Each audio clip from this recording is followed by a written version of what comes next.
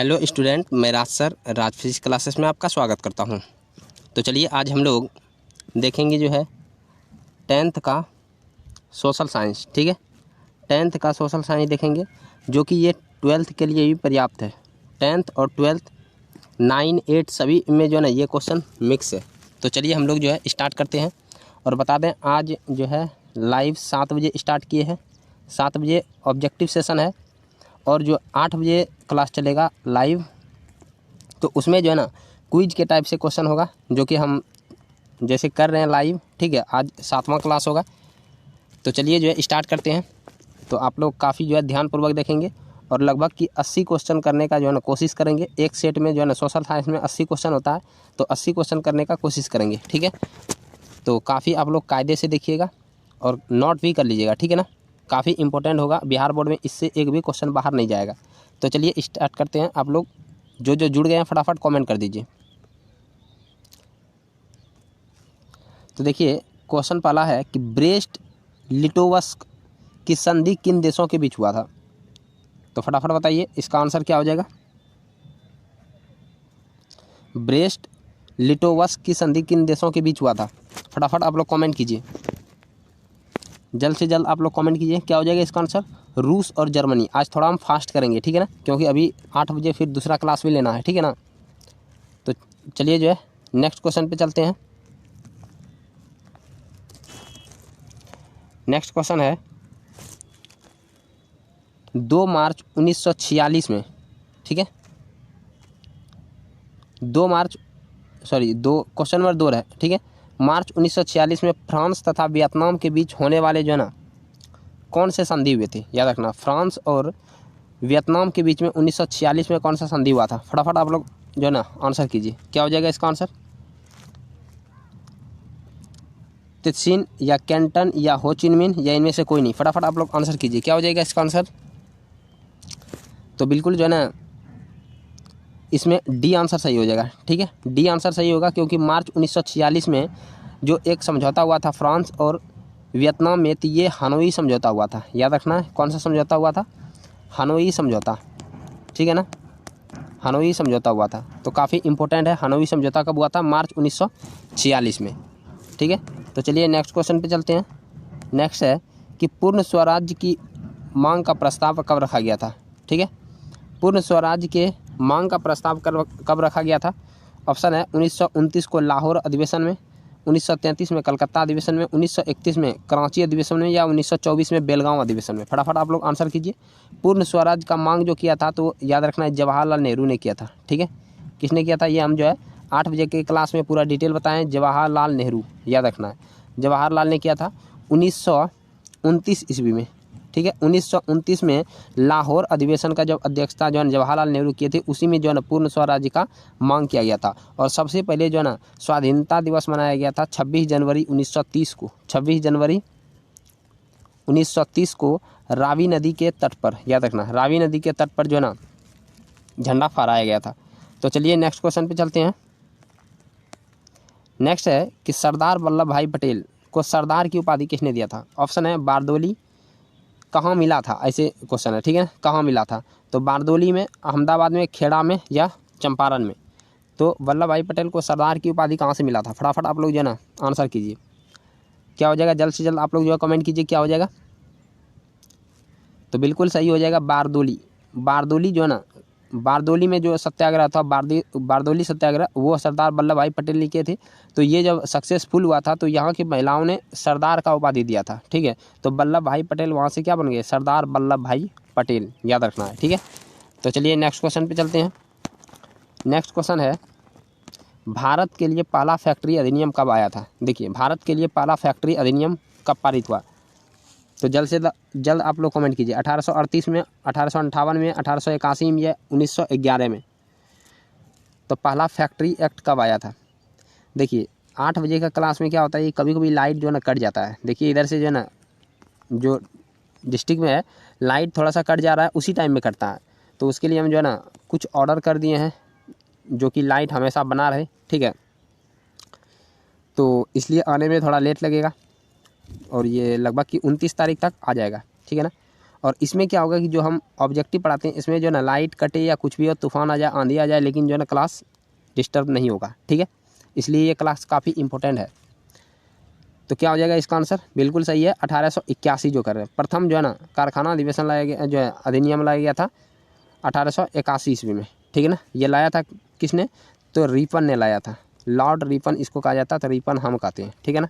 तो रिपन इसको लाया था 1881 ईस्वी में, और दूसरा जो आया था 1891 में आया था, ठीक है। ये याद रखना, प्रथम जो है इसमें 1881, इसमें क्या कहा गया था कि जो है ना जो महिला थे, महिला के जो है ना मतलब कि कार्य जो टाइम है वो जो है ना कम किया गया था। पुरुषों के लिए कोई फिक्स टाइम नहीं था, बच्चा के लिए भी जो है ना कार्य का समय निर्धारित किया गया था, ठीक है।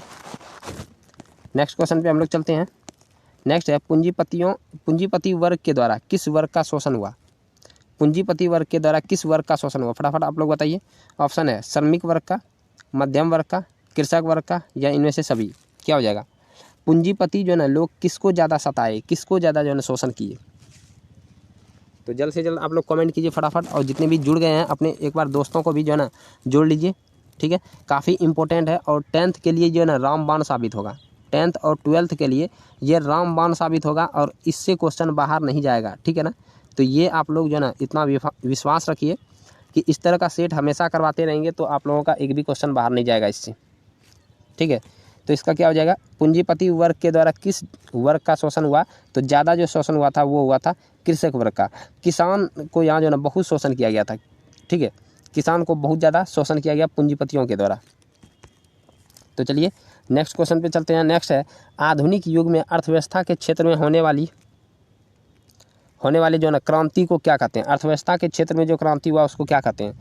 ऑप्शन है वाणिज्यिक क्रांति, औद्योगिक क्रांति, साम्यवादी क्रांति, या भौगोलिक क्रांति। क्या हो जाएगा? फटाफट आंसर कीजिए आप लोग, जल्द से जल्द आंसर कीजिए। क्या हो जाएगा आंसर? आधुनिक युग में अर्थव्यवस्था के क्षेत्र में होने वाले जो ना क्रांति, तो क्या हो जाएगा? औद्योगिक क्रांति। बिल्कुल सही है, औद्योगिक क्रांति इसका आंसर हो जाएगा, ठीक है ना, औद्योगिक क्रांति। तो चलिए नेक्स्ट क्वेश्चन पे चलते हैं। अगला है भूमंडलीकरण की जो ना शुरुआत कब हुई थी? भूमंडलीकरण की शुरुआत 1990 में, 1960 में, 1970 या 1980 के दशक में? फटाफट बताइए। भूमंडलीकरण की शुरुआत जो ना कब हुई थी? तो इसका क्या आंसर हो जाएगा? जल्द से जल्द आप लोग कमेंट कीजिए, ज़्यादा टाइम नहीं देंगे, ठीक है ना। काफ़ी इंपॉर्टेंट है, और सेशन जो है ना बहुत सारा जो क्वेश्चन करना है, तो 1990 इसका आंसर हो जाएगा, ठीक है। तो चलिए नेक्स्ट क्वेश्चन पे चलते हैं। नेक्स्ट क्वेश्चन है कि गुटेनबर्ग ने सर्वप्रथम जो है ना किस पुस्तक की छपाई की थी? ऑप्शन है कुरान का, गीता का, हदीस का, बाइबिल का। बहुत वीवीआई क्वेश्चन है, ठीक है, और बहुत बार पूछा हुआ क्वेश्चन है, इसलिए आप लोग फटाफट आंसर कीजिए। गुटेनबर्ग ने सर्वप्रथम किस पुस्तक की छपाई की थी? क्या हो जाएगा इसका आंसर? जितने भी जुड़े हैं फटाफट आप लोग जो है ना कमेंट कीजिए, और अपना जो अटेंडेंस नहीं बनाए फटाफट आप लोग अटेंडेंस थोड़ा बना लीजिए, ठीक है, क्योंकि देख रहे हैं आप लोगों के लिए हम कितना मेहनत करते हैं, तो ये आप लोगों को थोड़ा सा दिखना चाहिए। तो आंसर बिल्कुल सही है, बाइबिल हो जाएगा, ठीक है ना, बाइबिल।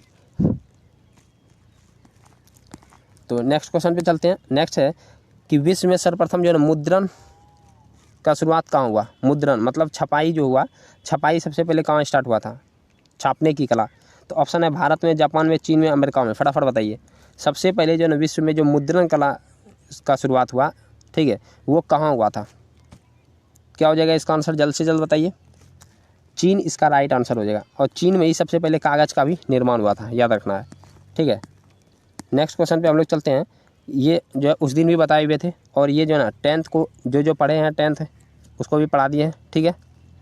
मेढक के प्रजनन प्रक्रिया को बाधित करने वाला रसायन को क्या कहते हैं? ऑप्शन है बेंजीन, यूरिया, एंड्रीन, फास्फोरस। जल्द से जल्द आप लोग जो है आंसर कीजिए। क्या हो जाएगा? मेढक के प्रजनन प्रक्रिया को बाधित करने वाला रसायन कौन सा है? जल्द से जल्द बताइए। क्या हो जाएगा इसका आंसर? तो एंड्रीन हो जाएगा, याद रखना। क्या हो जाएगा? एंड्रीन। बिल्कुल एंड्रीन सही हो जाएगा, ठीक है। मेढक के प्रजनन को नष्ट करने वाला एंड्रीन। इसमें क्या होता है कि जो है ना जैसे खेत में जो है ना बहुत ज़्यादा जब रसायन का प्रयोग करते हैं, उसमें जो है ना जो एंड्रीन है, एंड्रीन नामक रसायन, वो मेढक में प्रजनन जो है ना ख़त्म कर देता। नर जो है ना मेढक और मादा मेढक जब आपस में जो है ना मतलब कि प्रजनन करते हैं, ठीक है, निषेचन करते हैं, तो उसके बाद क्या हो जाता है कि जो है ना मेढक जो है जो अंडा है उसका निर्माण करता है, ठीक है। तो उसके बाद जो है ना ये, लेकिन जब जो है ना रसायन का प्रयोग होता है तो इसमें जो है ये जनन ही नहीं हो पाता है, जनन नहीं होता है, तो इसका जो है ना प्रजाति नष्ट हो जाता है। अगला क्वेश्चन है बिहार में अति जल दोहन से भूमिगत जल में किसका मात्रा बढ़ जाता है। ठीक है, ये क्लास में आज ही पढ़ाई हुए हैं। ठीक है, कि बिहार में अति जल दोहन से भूमिगत जल में जो ना किसका मात्रा बढ़ जाता है। ऑप्शन है फ्लोराइड का, क्लोराइड के, आर्सेनिक के, या लोटा नहीं लोहा होना चाहिए। ठीक है ना, लोहा के। फटाफट बताइए क्या हो जाएगा इसका आंसर, जल्द से जल्द आप लोग कमेंट कीजिए। तो बिहार में अति जल दोहन का आंसर क्या हो जाएगा, तो आर्सेनिक जो कर रहे हैं बिल्कुल सही है। ठीक है, आर्सेनिक इसका आंसर हो जाएगा। ठीक है ना, आर्सेनिक इसका आंसर हो जाएगा। और यदि बात करते हैं पंजाब में जो है ना अति जल दोहन से जो पंजाब में भूमि निम्नीकरण का कार्य जो है ना कारण है अधिक सिंचाई, अति सिंचाई, याद रखना है, पंजाब में अति सिंचाई। और यदि राजस्थान का बात करते हैं तो फ्लोराइड, राजस्थान में फ्लोराइड का मात्रा बढ़ जाता है। बिहार में आर्सेनिक, बिहार और बंगाल में आर्सेनिक। ठीक है, तो ये आप लोगों को याद रखना है। तो चलिए नेक्स्ट क्वेश्चन पे चलते हैं। नेक्स्ट है कि संविधान की धारा का संबंध किससे है।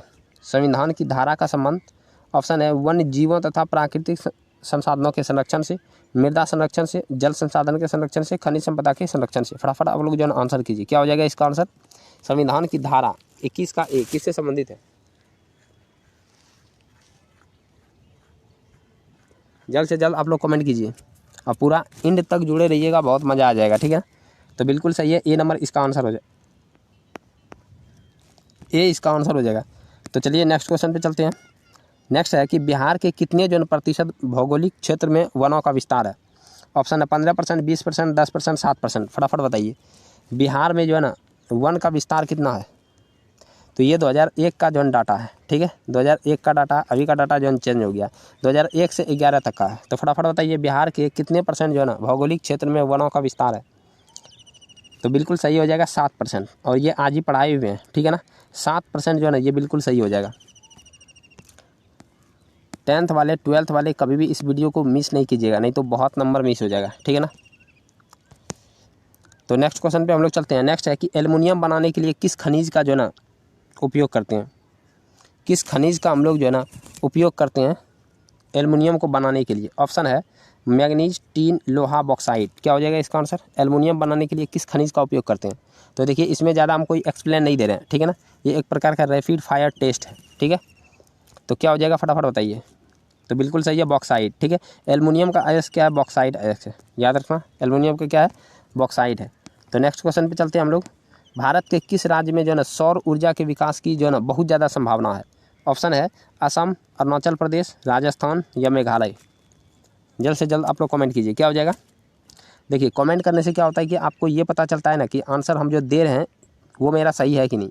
ठीक है, सही हो रहा है या गलत हो रहा है, तो इससे आपका जो है थोड़ा कॉन्फिडेंट लेवल ज़्यादा हो जाता है। ठीक है ना, इसलिए जो है ना आपको बोल रहे हैं कि जो है आंसर दीजिए। तो क्या हो जाएगा, भारत में किस राज्य में सौर ऊर्जा का जो है ना विकास का अपार जो है संभावना है। तो बिल्कुल सही हो जाएगा राजस्थान इसका आंसर बिल्कुल सही है। ठीक है, नेक्स्ट क्वेश्चन है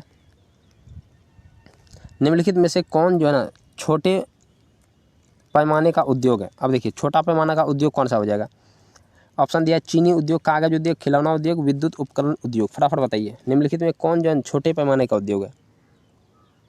तो देखिए चीनी उद्योग के लिए बड़ा जो है उद्योग लगाना होगा। ठीक है, छोटा से काम नहीं चलेगा। कागज़ के लिए भी जो है ना बहुत बड़ा उद्योग चाहिए, भारी उद्योग है। ठीक है, लेकिन खिलौना जो है, खिलौना देखिए बच्चा का कितना छोटा बनता है। ठीक है ना, तो ये जो है ना ऐसे भी खिलौना उद्योग बहुत छोटा उद्योग है। ठीक है, विद्युत उपकरण का सामान जो बनता है ये भी बहुत बड़ा बनता है। ठीक है, लेकिन खिलौना उद्योग क्या है, ये छोटा उद्योग है। तो ये याद रखना, इसका आंसर सी हो जाएगा। तो चलिए नेक्स्ट क्वेश्चन पे चलते हैं। नेक्स्ट है कि देश में कितने जो है ना विशेष आर्थिक क्षेत्र विकास जो है ना विकासमान है या विद्यमान है, यहाँ विद्यमान होना चाहिए। देश में कितने जो है ना विशेष आर्थिक क्षेत्र।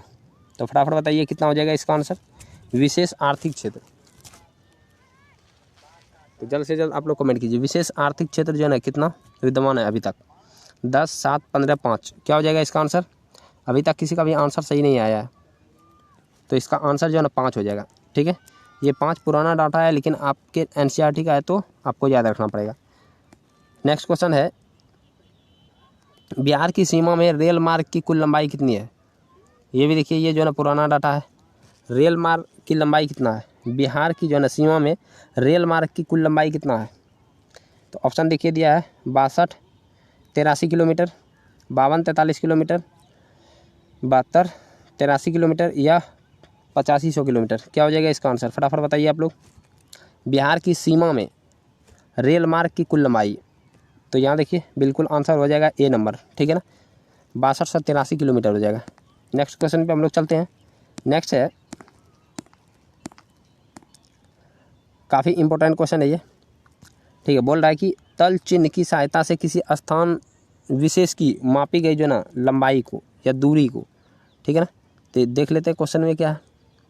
मापी गई जो ना मापी गई ऊंचाई को क्या कहते हैं, ठीक है, मापी गई ऊंचाई को हम लोग क्या कहते हैं, तो ये बताना है। क्या हो जाएगा इसका आंसर? तो इसका आंसर स्थानिक ऊंचाई हो जाएगा। देखिए किसी भी तल चिन्ह से की सहायता से यदि हम ऊंचाई मापते हैं, ये मान लीजिए तल चिन्ह है और यहाँ से ये ऊंचाई मापते हैं, तो क्या हो जाएगा? स्थानिक ऊंचाई। इस स्थान का यहाँ से यहाँ तक कितना ऊंचाई है, तो स्थानिक ऊंचाई इसका आंसर हो जाएगा ए, ठीक है। तो चलिए नेक्स्ट क्वेश्चन पे चलते हैं। नेक्स्ट है कि जब हम लैंगिक विभाजन की बात करते हैं तो हमारा अभिप्राय क्या होता है? देखिए जब हम लैंगिक विभाजन, लैंगिक का मतलब क्या होता है? स्त्री और पुरुष, ठीक है। जब हम लैंगिक और जो है ना लैंगिक का विभाजन का बात करते हैं तो बताइए इसमें क्या होता है?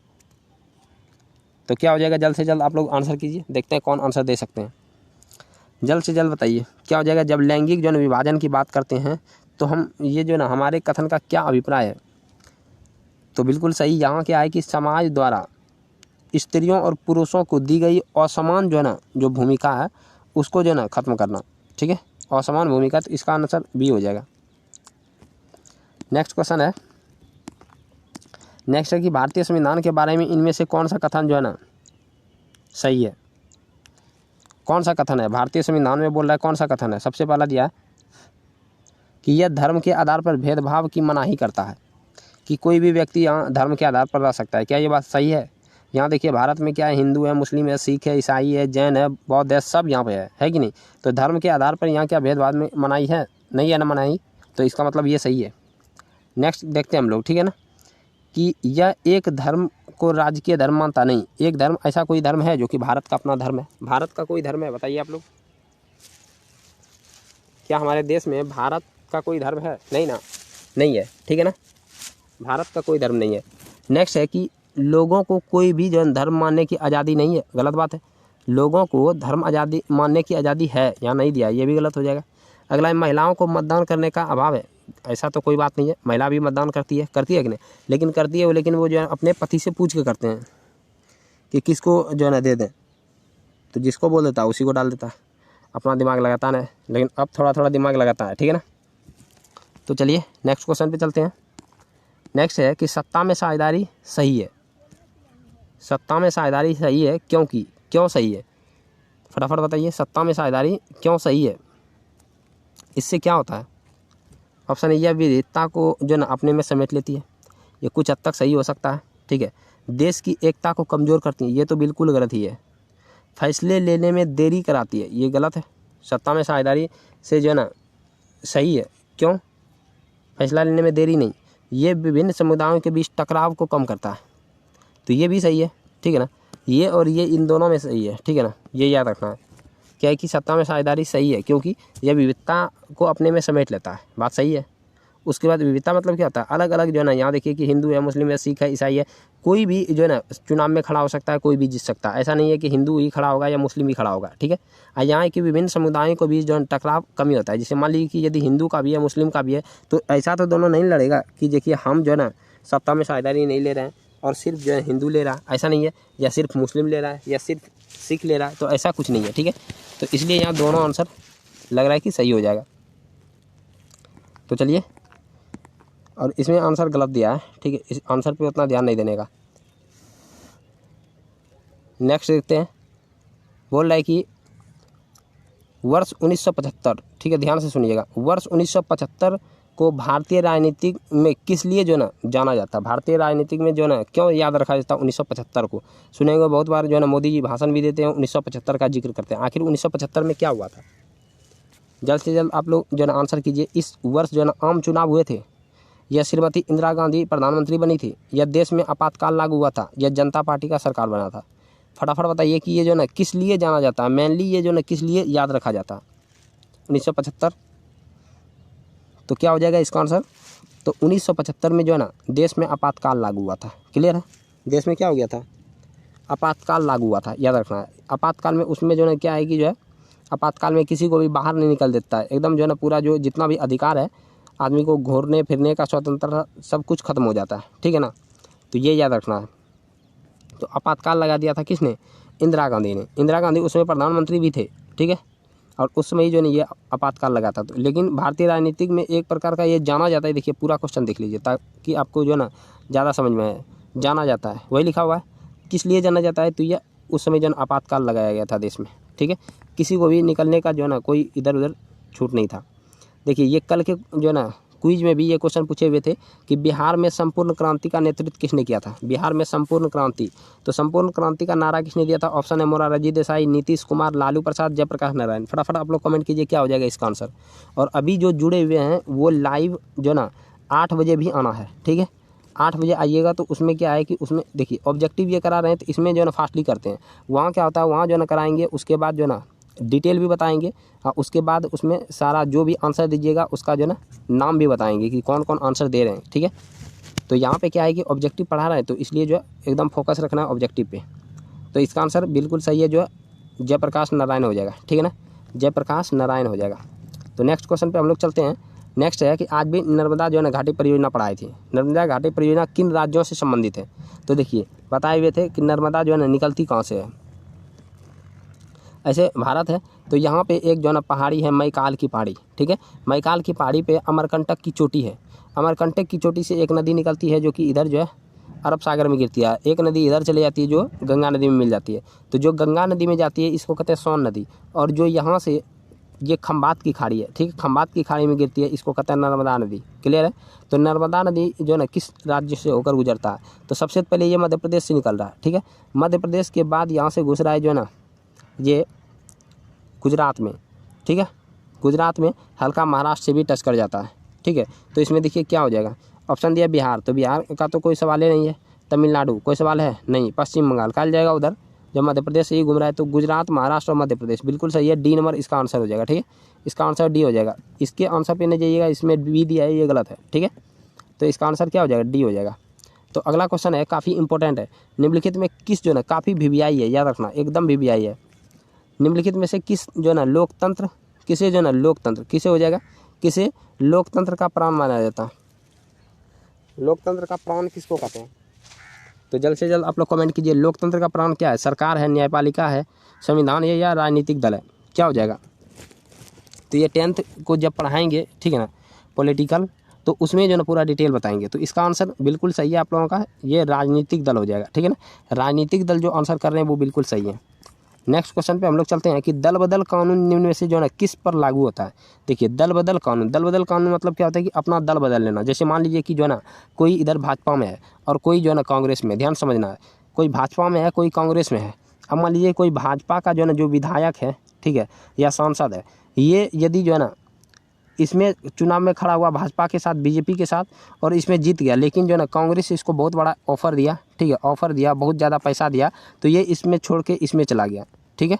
तो इसीलिए इसको कहा गया दल बदल। दल को क्या किया, बदल लिया।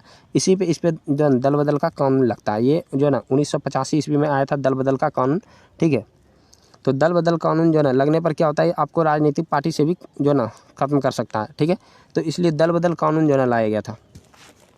तो काफ़ी इंपॉर्टेंट है, आप लोगों को याद रखना, ठीक है। 1985 में ये आया था।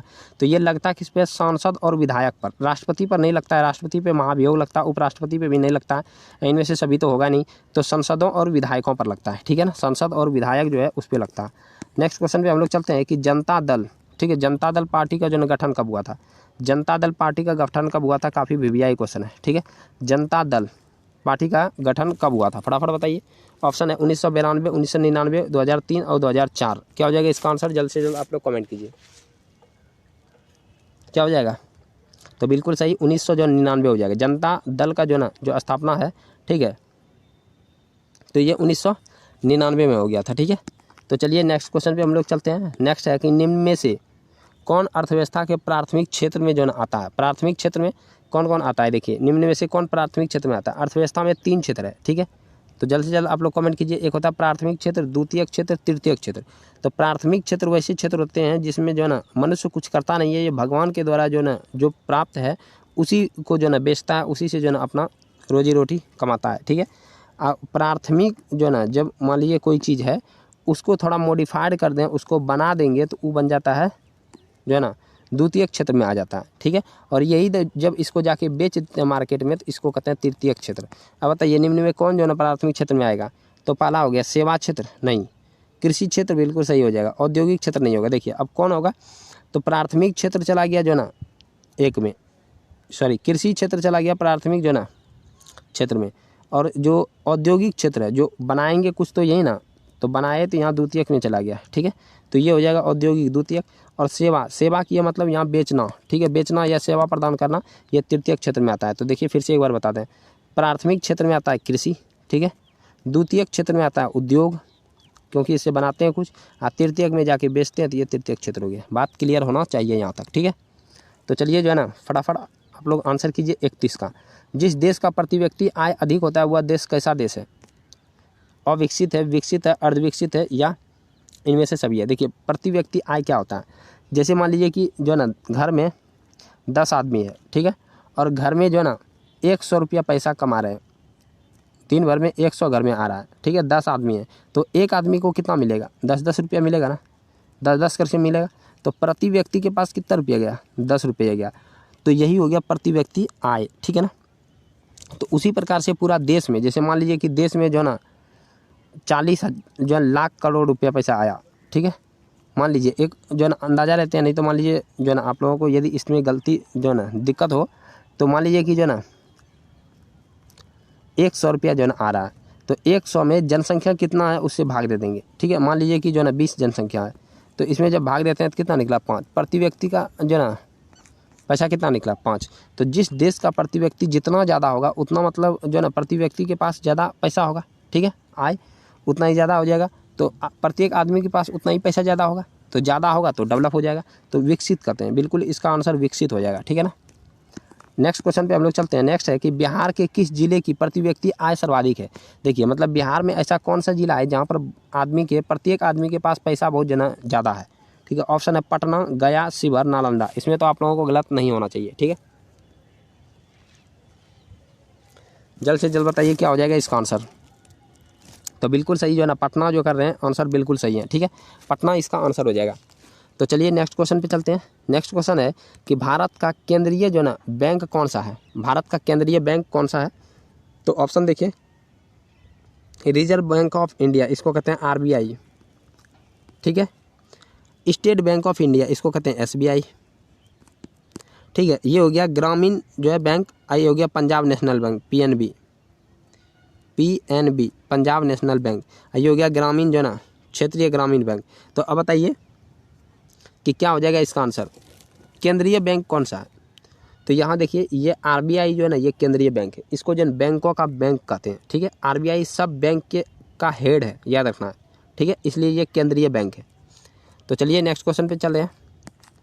ठीक है, नेक्स्ट क्वेश्चन है कि व्यावसायिक बैंकों का सर्वप्रथम राष्ट्रीयकरण कब हुआ? देखिए अब ध्यान से समझिए ये मतलब क्या है। ठीक है, व्यावसायिक बैंक का मतलब हो गया कि जो ना बहुत जो आदमी था वो क्या किया था कि अपना पैसा लगा के अपना बैंक खोला था, निजी बैंक। ठीक है, निजी बैंक मान लीजिए इतना खोल दिया। ठीक है, इतना सारा निजी बैंक है, लेकिन सरकार जब जो ना मतलब देश आज़ाद हो गया तो सरकार क्या किए इस सभी बैंक को, ठीक है, बोला कि आप बताइए आप लोगों का कितना पैसा लगा है, कितना शेयर लगा है। तो बता दिया कि ये बोला मेरा 1 लाख लगा है, ये बोला 2 लाख लगा है, ये बोला 5 लाख लगा है। तो सरकार इस सबको 1 लाख, 2 लाख और 5 लाख करके और जो एक्स्ट्रा है तो वो सब दे के क्या किया, ये सब बैंक को आपस में ले लिया। ठीक है, मान लीजिए ये सब बैंक को ले लिया तो ये अब सरकार का हैंड में हो गया, सरकार के हैंड में आया कि नहीं। अब इसी जो ना सरकार के हैंड में जब देखा कि ये बैंक जो ना ठीक से काम नहीं कर रहा है तो बैंकों का राष्ट्रीयकरण किया गया। ठीक है ना, तो बैंकों का राष्ट्रीयकरण मतलब हुआ क्या जो ना, नहीं देखिए जैसे ये सरकारी ये था ना प्राइवेट को लेके सरकारी बनाया, इसी को कर दिया राष्ट्रीयकरण। ठीक है, ये याद रखना, इसी को राष्ट्रीयकरण बोलते हैं कि राष्ट्रीयकरण कर दिया। ये पूरा जो ना मतलब कि केंद्र का हो गया, देश का हो गया। ठीक है ना, अब किसी जो है ना पर्सनल का नहीं। तो ये कब हुआ था? तो 14 जो है ना बैंकों का राष्ट्रीयकरण हुआ था सबसे पहले जो है 1969 में, इंदिरा गांधी के शासनकाल में। याद रखना 1969 इसका आंसर हो जाएगा। ठीक है, तो चलिए नेक्स्ट क्वेश्चन पे हम लोग चलते हैं। नेक्स्ट क्वेश्चन क्या हो जाएगा, ऊर्जा के मुख्य स्रोत क्या है? ऊर्जा के मुख्य स्रोत क्या है? ऑप्शन है कोयला, पेट्रोलियम, विद्युत या इनमें से सभी। देखिए ऊर्जा जिससे हमको मिलता है, ठीक है, तो ऊर्जा का स्रोत, मुख्य स्रोत क्या हो जाएगा? कोयला से ऊर्जा निकालते हैं कि नहीं? बहुत निकलता है ऊर्जा। पेट्रोलियम, जो पेट्रोल, डीजल, केरासन तेल वगैरह, इससे भी ऊर्जा निकलता है। विद्युत, ये तो जो है इंपॉर्टेंट है। यदि जो है ना मान लीजिए लाइव में ये कट जाए तो पूरा लाइव क्लास बंद करना पड़ता है, तो काफ़ी इंपॉर्टेंट है, इसलिए इनमें से सभी हो जाएगा। ठीक है, सभी ऊर्जा का मुख्य स्रोत है। ठीक है, तो चलिए नेक्स्ट क्वेश्चन पे चलते हैं। नेक्स्ट क्वेश्चन पे ध्यान दें, और आप लोग हमेशा जो है ना पूरा एग्जाम तक जुड़े रहिएगा। ठीक है, 10th और 12th वाला विशेष करके ध्यान दीजिए कि पूरा एग्जाम तक आप लोगों को जुड़ना है। ठीक है, इससे क्या होगा कि आपका जो ना जो प्रैक्टिस सेट है ये काफ़ी अधिक हो जाएगा। ठीक है, और आप एक भी आंसर जो है ना मतलब कि क्वेश्चन को नहीं छोड़ के आएंगे, ये गारंटी है। तो आप लोग थोड़ा सा अभी टाइम दीजिए, इससे आपको जो है ना रिजल्ट मिलेगा। जैसे सुभाष चंद्र बोस बोले थे, तुम मुझे खून दो मैं तुम्हें आज़ादी दूंगा, तो हम बोलते हैं कि आप मुझे समय दीजिए, हम आपको रिजल्ट दूंगा। ठीक है, तो ये जो ना कथन है, तो आप लोग थोड़ा सा अपना समय निकाल के दीजिए तो बेटर होगा आप लोगों के लिए। ठीक है ना, अब टाइम भी बहुत कम बचा हुआ है, ये क्वेश्चन तो बताएगी नहीं। चलिए, ये बढ़ गए तो बढ़ गए। नेक्स्ट क्वेश्चन पे हम लोग चलते हैं। ठीक है, नेक्स्ट क्वेश्चन है कि उपभोक्ता अधिकार दिवस जो है कब मनाया जाता है? उपभोक्ता अधिकार दिवस कब मनाया जाता है? ऑप्शन है 17 मार्च, 15 मार्च, 19 अप्रैल या 22 अप्रैल। फटाफट बताइए, उपभोक्ता जो है ना अधिकार दिवस, तो क्या हो जाएगा इसका आंसर? जल्द से जल्द आप लोग कमेंट कीजिए।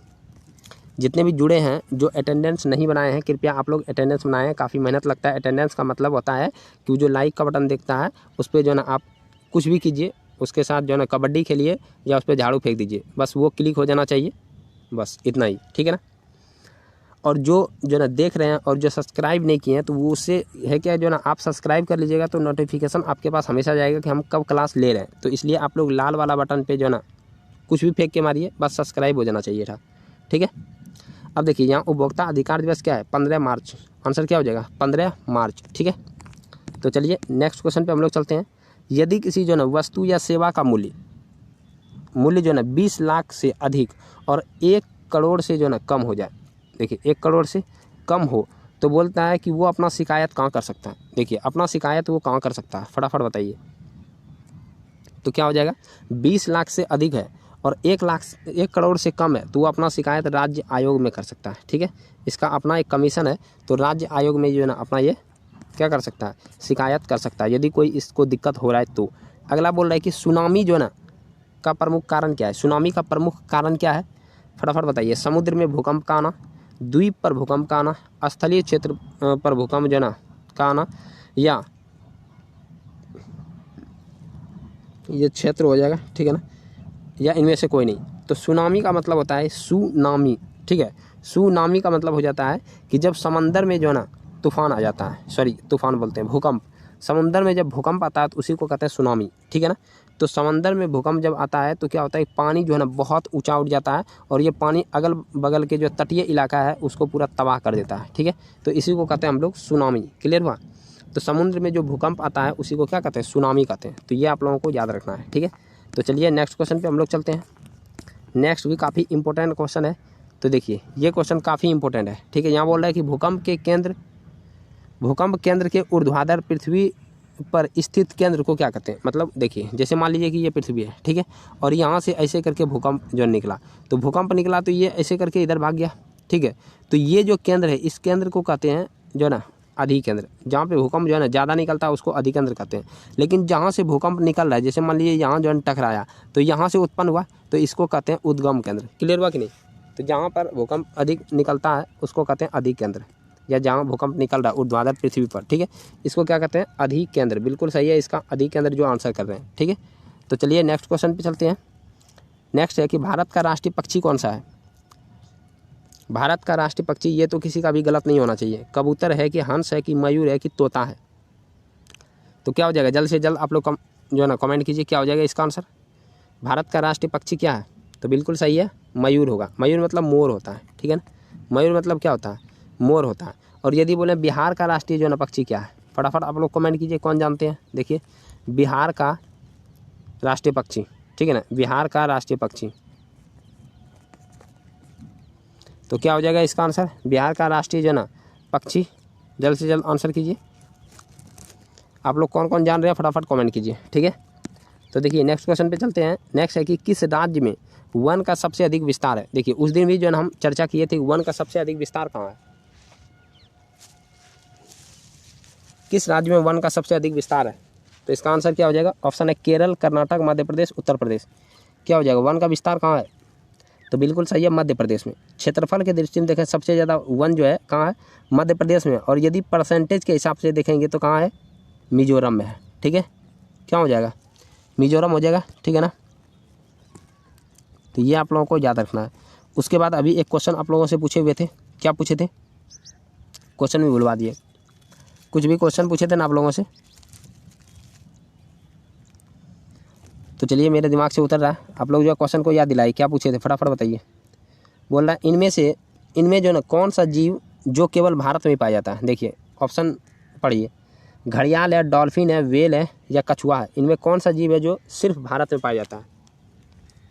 क्या हो जाएगा आंसर? फटाफट बताइए आप लोग। तो बिल्कुल सही, इसमें जो ना देखिए डॉल्फिन जो है ये सिर्फ गंगा में पाया जाता है, तो डॉल्फिन जो है ना इसका आंसर हो जाएगा। ये सिर्फ भारत में ही पाया जाता है डॉल्फिन।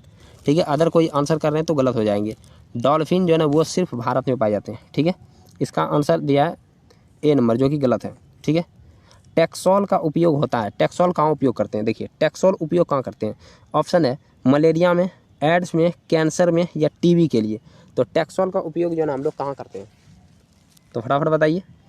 टैक्सोल जो है ना का उपयोग कहाँ करते हैं? तो बिल्कुल सही हो जाएगा टैक्सोल। टैक्सोल जो है ना कैंसर के जो है ना दवाई के लिए टैक्सोल का जो है उपयोग करते हैं। ठीक है, तो इसका आंसर काफ़ी जो है ना वीवीआई है। याद रखना, ये क्वेश्चन काफ़ी वीवीआई है, बहुत बार पूछा हुआ है। आप लोग क्वेश्चन बैंक में एक बार उल्टा के देख लीजिएगा। ठीक है ना। अगला है चरक का संबंध किससे है? किस देश से? तो चरक का संबंध किस देश से है? ऑप्शन है म्यांमार, श्रीलंका, भारत और नेपाल। पहले भी ये करवाए हुए क्वेश्चन। चरक का जो है संबंध किस देश से है? क्या हो जाएगा फटाफट बताइए आप लोग। बिल्कुल सही है आप लोगों का, भारत जो कर रहे हैं। ठीक है, चरक का संबंध कहाँ से है? भारत से। चरक अपना जो है ना एक किताब भी लिखा था, चरक संहिता, याद रखना है। ठीक है, नेक्स्ट क्वेश्चन है कि वन संरक्षण एवं प्रबंधन की दृष्टि से वनों का वर्गीकरण किया गया कितने भाग में? वन संरक्षण एवं प्रबंधन की दृष्टि से वन को कितना भाग में बांटा गया है? जल्द से जल्द आप लोग कमेंट कीजिए। वन को कितना भाग में बांटा गया है? 4 भाग में, 3 भाग में, 5 भाग या इनमें से कोई नहीं? क्या हो जाएगा? जल्द से जल्द आप लोग आंसर कीजिए। जितने भी सुपर 30 के जुड़े हुए हैं फटाफट आप लोग जो है कमेंट कीजिए। क्या हो जाएगा? 3। बिल्कुल सही है इसका 3। ठीक है ना, 3 इसका आंसर हो जाएगा। नेक्स्ट क्वेश्चन है कि बिहार में कितने जो है % भौगोलिक क्षेत्र पर वनों का विस्तार है? देखिए काफ़ी इंपॉर्टेंट है। बिहार में कितने % भौगोलिक क्षेत्र पर वन का विस्तार है? ये भी जो है ना 2001 से लेके 11 का डाटा है। 2011 का डाटा है। ठीक है, 1 से 11 के बीच का ये है। तो ये बताइए बिहार में कितने जो है ना % भौगोलिक क्षेत्र में वन का विस्तार है? क्या हो जाएगा? 7%। याद रखना, बिल्कुल सही है, 7% इसका आंसर हो जाएगा। ठीक है ना। और यदि भारत में अभी पूछें तो अभी जो है ना 24 दशमलव लगभग की 6% है। ठीक है, 24.6% है। नेक्स्ट क्वेश्चन पे चलते हैं। नेक्स्ट है वन। देखिए ये क्वेश्चन अभी पूछ दिया फिर से। बोल रहा है कि वन स्थिति रिपोर्ट के अनुसार भारत में जो है ना वन का विस्तार कितना है? तो ये जो दिया हुआ है आपके किताब के अनुसार बोले तो 2001 से 11 के बीच का है। ध्यान से याद रखना है, 2001 से 11 के बीच का है। ठीक है, ये जो है ना रिफ्रेश डाटा नहीं है। ये क्वेश्चन का आंसर हो जाएगा इस जो है ना क्वेश्चन के हिसाब से ए नंबर। लेकिन यदि बात करें अभी जो है ना कितना है, तो ये 24 दशमलव जो है कितना बताए? 6%। ठीक है, 24.6% जो है इसका आंसर हो जाएगा। अब देखिए कोई भी जो है ना देश वन स्थिति रिपोर्ट के अनुसार किसी भी देश में उसके भौगोलिक का कितना % पर जो है वन होना चाहिए? कितना % वन जो है ना उस देश में होना ही चाहिए? तो कितना हो जाएगा फटाफट बताइए। तो ये 33% हो जाएगा। किसी भी देश में 33% वन होना चाहिए, भौगोलिक जो है ना क्षेत्रफल का 33%। लेकिन भारत के पास कितना है? 24.6%। अब देखिए ये आंसर गलत दिया हुआ है। ठीक है, अगला है संविधान की धारा 21 का संबंध किससे है? संविधान की धारा 21 का संबंध वन्य जीवों तथा प्राकृतिक जो संसाधनों के संरक्षण से है। ये गलत लिख दिया। प्राकृतिक संसाधन के क्या हो जाएगा? संरक्षण से है। मृदा जो है संरक्षण से है, जल संसाधन संरक्षण से या खनिज संपदा? फटाफट बताइए इसका आंसर क्या हो जाएगा? इसका आंसर हो जाएगा वन जीवों तथा प्राकृतिक संसाधनों के संरक्षण से। बिल्कुल इसका आंसर सही हो जाएगा। ठीक है, और टाइम देखिए बहुत होने को चला है, तो इसलिए जो है ना अभी जस्ट 8 बजे लाइव क्लास भी आना है। देखिए यदि लाइट ठीक ठाक से रहा तब तो लाइव क्लास अच्छा से ही होगा। 1-2 दिन और जो है ना लाइट का इशू होगा, उसके बाद फिर जो है ना कोई इशू नहीं होगा, ठीक है ना। तो नेक्स्ट क्वेश्चन पे हम लोग चलते हैं। नेक्स्ट तो हम आज जो है ना 50 तक ही करके छोड़ते हैं, ठीक है। 50 तक करके छोड़ते हैं कि क्वेश्चन दिया है कि प्राकृतिक संसाधनों के संरक्षण 1968 में कौन सा कन्वेंशन हुआ था। देखिए 50 नंबर का आप लोगों को होमवर्क देते हैं, ठीक है। 50 का जो है ना आप लोग के लिए जो है ना अभी दिए कि गूगल से आप लोग पूछ के या जानते हैं तो आप लोग जो है कमेंट करके भी जस्ट बताइएगा। वीडियो अपलोड होगा उसके बाद कमेंट करके आप जस्ट बताइएगा कि जो है ना प्राकृतिक संसाधन के संरक्षण 1968 में कौन सा जो है कन्वेंशन हुआ था। ऑप्शन है अफ्रीका जो है ना कन्वेंशन, वेटलैंड कन्वेंशन, विश्व आपदा कन्वेंशन या इनमें से कोई नहीं। फटाफट आप लोग जो है ना कमेंट कीजिएगा, ठीक है। आपके कमेंट का वेट रहेगा। और अभी जस्ट जो है ना जितना भी जुड़े हुए हैं अभी लाइव जो है 8 बजे जो आएंगे तो 8 बजे आप लोगों को आना है, ठीक है। इसमें क्या होगा कि यदि आप जो है ना कमेंट करते हैं तो उसका आपका जो है ना बताएंगे कि आंसर बताएंगे कौन दे रहे हैं आंसर, उसके बाद भी पूरा डिटेल जो है ना इसमें बताएंगे, ठीक है। और इसमें जो अभी होगा फिजिक्स होगा, केमिस्ट्री होगा, बायोलॉजी होगा, हिस्ट्री होगा, ज्योग्राफी होगा, ठीक है ना। काफ़ी इंपॉर्टेंट है तो आप लोग ज़रूर आइएगा। तो चलिए कैसा लगा क्लास आप लोगों को तो ज़रूर बताइएगा। तो मिलते हैं नेक्स्ट टाइम, तब तक के लिए जय हिंद।